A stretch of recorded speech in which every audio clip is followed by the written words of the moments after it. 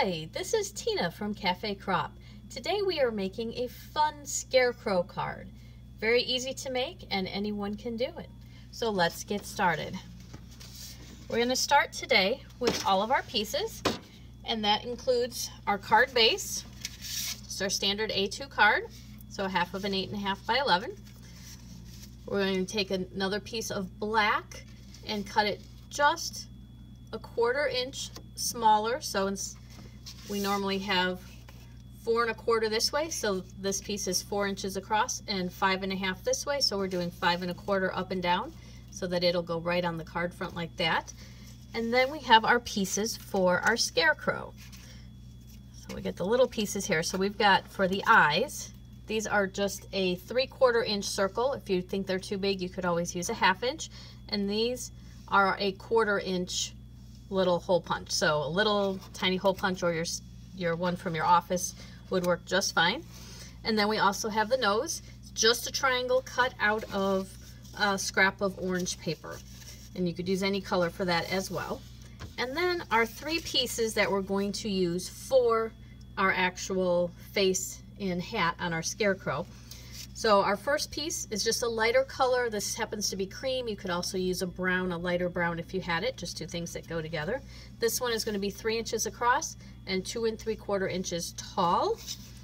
And then our top hat piece for our hat is going to again be 3 inches across and 1 3/4 inches tall. And then our brim is going to be 3 3/4 inches across. So we want it a bit wider than the actual width of our face and hat. So you could adjust these proportionally, and then I made my brim a 1/2 inch tall. So we're going to get started with these 3 pieces first, as those are the ones that we need to emboss to give ourselves the wood texture. So I just took a wood grain embossing folder, and I'm going to put all my pieces in at the same time. Again, depending on your size of pieces, you may or may not get them all in at the same time. Or if you want certain places on your embossing folder. So I just laid them in like that. I'm going to fold it and run that through my embossing machine. And when I get that done, I'm going to have my pieces that are all embossed. And what we're going to do with these now is going to ink them up so that we can better see the texture. So on the very lightest piece, I chose to use gathered twigs. And I'm going to take my gathered twigs, just get some ink on it here, and lightly, oh, well, that was a little more than lightly, but that's all right. It'll show nicely on the card. And just ink that up a bit. Now you can use any other color of black or brown or gray. For the darker pieces, when I tried the brown on it, it just didn't pop as much as I wanted. So what I'm going to use on that is hickory smoke. You could also use black soot,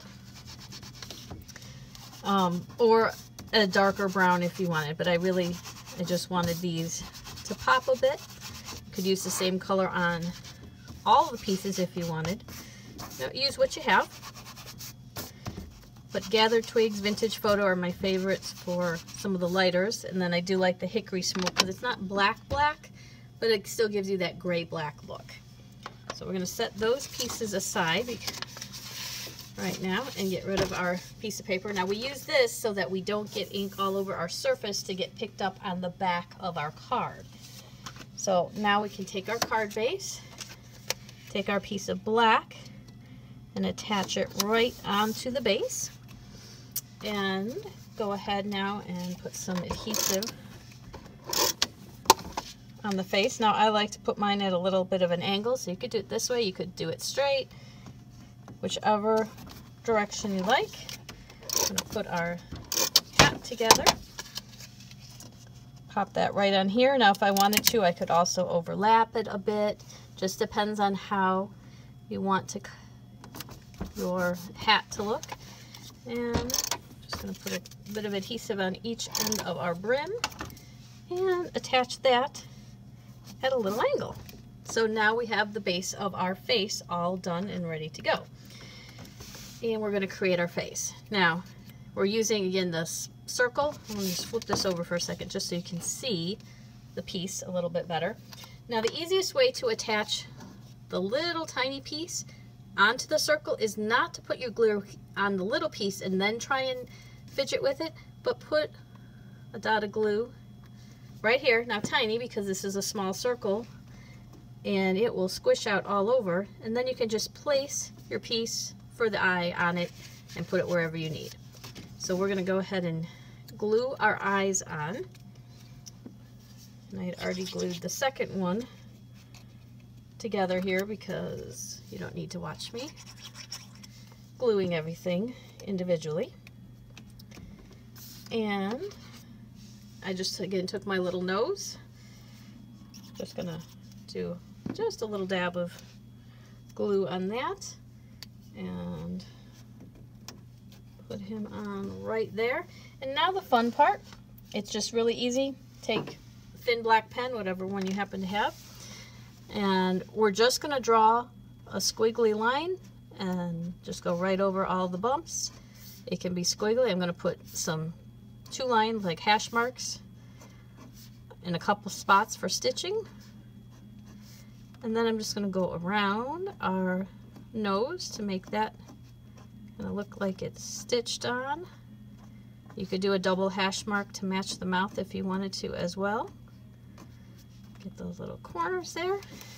And we're almost done. We just have one little finishing piece to do, and that is to tie a bow out of our ribbon.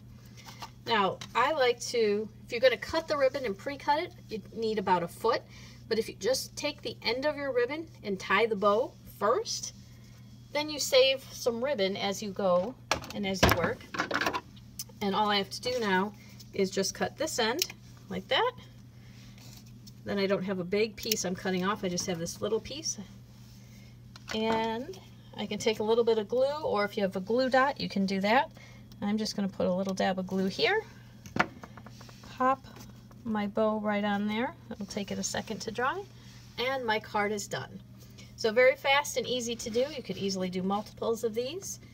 And thanks for joining us today. Again, we'd love to have you subscribe to our videos, so if you hit the subscribe button, you can join and get updated on everything that's happening and what every time we post a new video. You can also join us on Facebook at Cafe Crop, C-A-F-E-C-R-O-P, or check out our website. We'd love to see you in any of those places, and feel free to like this and leave any comments. Thanks!